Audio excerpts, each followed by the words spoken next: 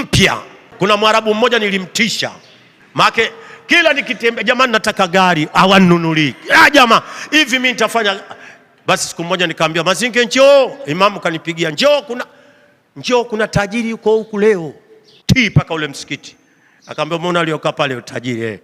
Nikamwambia sasa wewe sikiliza, wewe soma hutuba ya kutoa tu.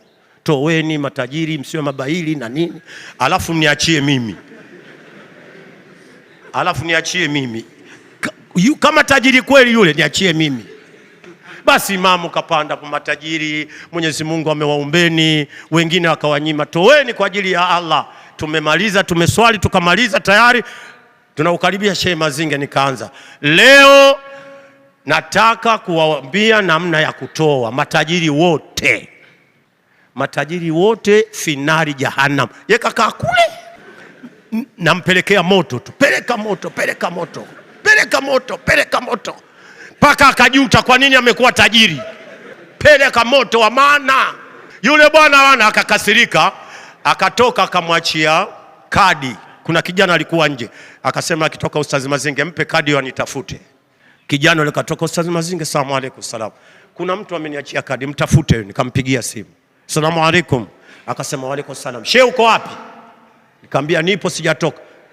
Chukua pikipiki njoo. Mimi paka ofisini. Nikamkuta juu amesimama geti, kafungua geti na remote. Yuko kabonyeza geti.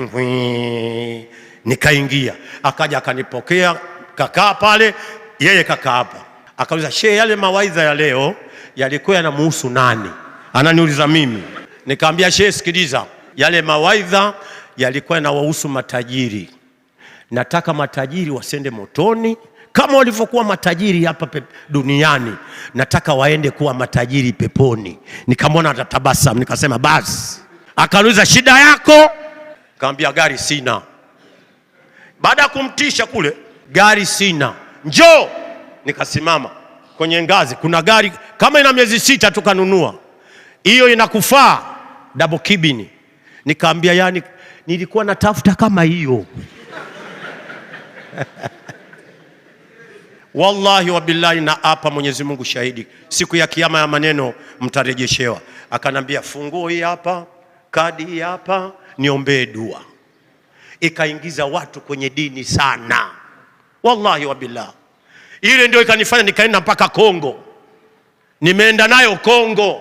Nimeenda kuvamia sehemu, kijiji hicho kina vita, sikijui. Nimewakusanya Wakristo kibao wengi. Waislamu mashaallah, leo tumemwona Ustazi Mazinge